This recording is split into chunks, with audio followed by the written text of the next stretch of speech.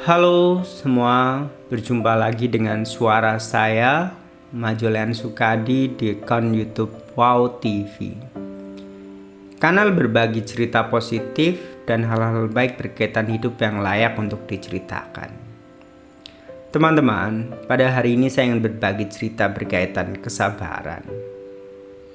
Tetapi sebelum cerita itu saya mulai, saya ingin mengucapkan selamat untuk merayakan hari Imlek untuk semua sahabat, keluarga, teman-teman, murid-murid saya, dan semua orang yang berkarma baik dengan saya, ataupun semua orang yang mengenal saya. Semuanya saya ucapkan selamat merayakan hari Imlek. Semoga kita semua berbahagia tanpa kecuali.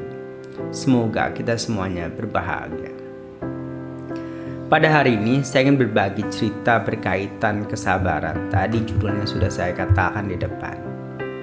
Supaya ini ceritanya bersifat akademis dan tidak hanya bercerita berkaitan mungkin sudut pandang pribadi, saya ingin mungkin mulai dengan sebuah ungkapan. Ungkapannya itu seperti ini, berkaitan kesabaran. Kanti paramang tapo. Saya ulangi sekali lagi, kanti paramang tapo, yang artinya kesabaran adalah praktik moral terbaik. Kanti bisa kita artikan sebagai dengan sabar, dan tapo atau tapa itu berarti praktik moral. Praktik moral itu perilaku, berkaitan perilaku. Teman-teman, berkaitan perilaku sabar ini, kita yang setiap hari kehidupan kita bagaikan ombak di lautan. Apalagi kehidupan kita ketika kita jalani, kita sudah dewasa. Tidak ada batasan, tidak ada hal lain yang mungkin mencegah kita untuk menjalani hari bagaimana. Hanya perilaku moral saja yang harus kita pegang supaya hidup kita tetap terkontrol dengan baik dalam samudera kehidupan ini. Perumpamaan samudera, berkaitan cerita sedih ada, bercerita baik juga ada. Saya ingin bercerita tentang ungkapan yang menggambarkan perjalanan kehidupan manusia berkaitan dengan ombak. Ada dua cerita yang ingin saya ceritakan. Yang pertama berkaitan bagaimana kita terlahir di dalam kehidupan manusia ini. Ada ungkapannya seperti ini. Ada cerita tentang bagaimana seekor penyu buta yang hidup di samudera yang luas, di samudera yang penuh dengan ombak yang sangat besar. Penyu ini buta dan dia punya kesempatan 100 tahun sekali untuk muncul ke permukaan. Ya, Bro, ini legend rupanya ya, karena 100 tahun sekali muncul ke permukaan. Entah berapa lama beliau sudah hidup. Nah, penyu ini memiliki kesempatan baik seandainya dia bisa memasukkan kepalanya ke sebuah gelang yang mengapung di samudera. Ini adalah kesempatan baiknya untuk penyu ini terlahir menjadi manusia atau karmanya menjadi lebih baik lagi. Pertanyaannya, berapa butuh waktu lama kehidupan yang dibutuhkan penyu ini untuk mendapatkan kesempatan kepalanya masuk ke sebuah ring yang mengapung di samudera yang penuh dengan ombak yang besar. Itu tadi bagaimana cerita tentang kita manusia untuk mendapatkan kesempatan baik lahir menjadi manusia yang baik. Itu cerita yang pertama. Cerita yang kedua berkaitan dengan ombak. Saya ingin bercerita dengan bagaimana proses kelahiran kita yang sudah sangat banyak di samudera kehidupan ini. Ratusan kelahiran, ribuan waktu kalpa yang sudah kita gunakan. Kita terombang-ambing di samudera kehidupan. Bahkan ada ungkapan, air mata yang kita cucurkan melebihi banyaknya 7 samudera. Jadi teman-teman bisa menghitung berapa banyak waktu, berapa banyak kali kelahiran sudah terlewat. Teman-teman, ombak tadi saya ingin analogikan menjadi sebuah problema atau masalah. Apakah kita sabar, apakah kita kuat menghadapi masalah, semuanya tergantung kita. Teman-teman, karena hari ini topiknya saya ingin berbagi cerita mengenai kesabaran. kalau di awal saya menyebutkan sebuah kata yang ungkapan Buddhis berkaitan Kanti Paranamang Tapo. Di hal lain, saya ingin bercerita tentang kata sebuah, ini sebenarnya dialek bahasa Jawa. Karena saya mungkin kalau bilang suku ya saya orang Jawa dan saya seorang pria. Dan kita bersifat dewasa. Dalam ungkapan Jawa, pria dewasa itu dikatakan lanang.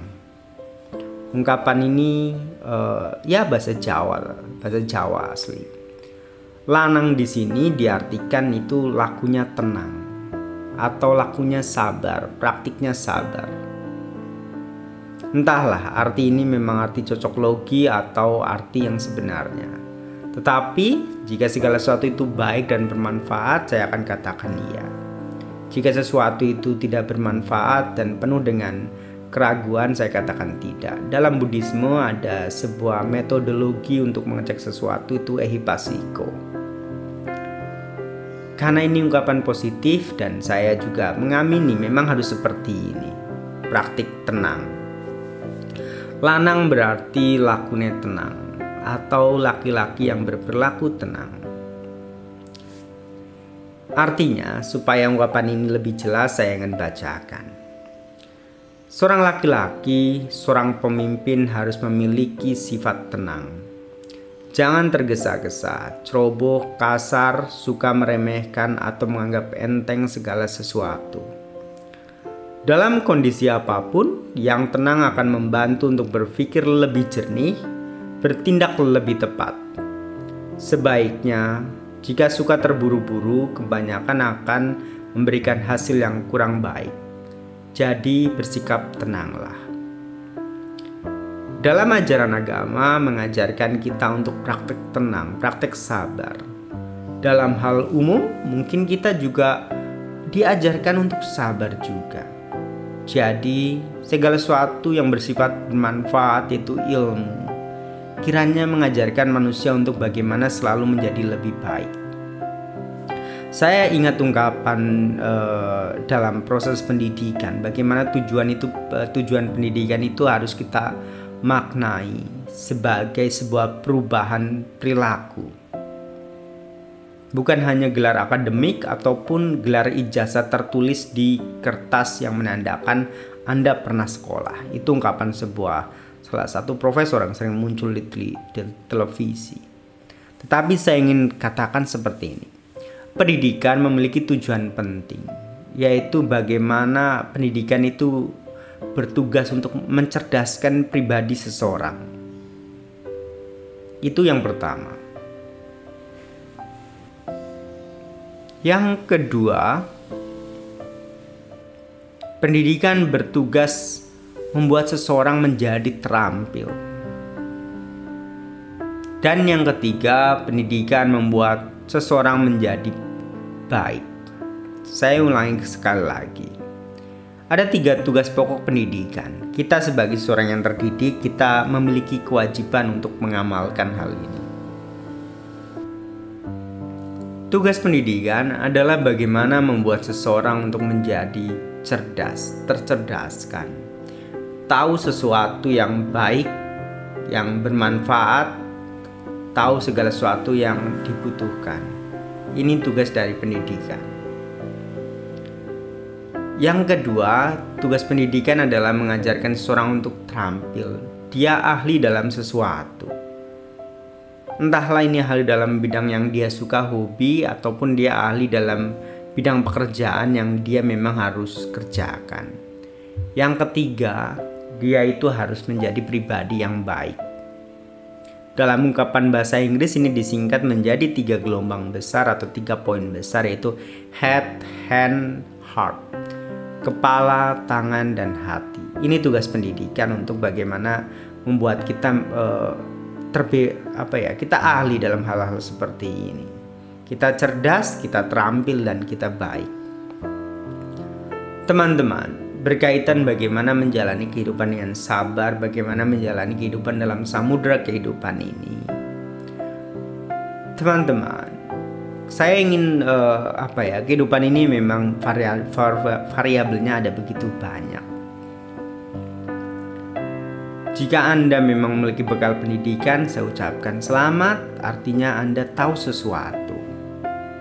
Tetapi teman-teman, jika memang Anda tidak dikaruniai untuk pendidikan formal, semoga pendidikan informal mengajarkan Anda untuk berlaku kebaikan. Oke, baik teman-teman. Supaya cerita ini tidak melebar kemana-mana, saya ingin menyimpulkan apa yang saya sampaikan. Semoga kita bisa menjalani kehidupan kita dengan praktik kesabaran, praktik moral yang baik. Kanti paramang tapo. Juga kita bisa bersikap lanang, kita bersikap perilakunya tenang. Karena memang kita memiliki tanggung jawab untuk memikul kehidupan ini. Baik teman-teman, selamat pagi. Saya ucapkan salam, terima kasih.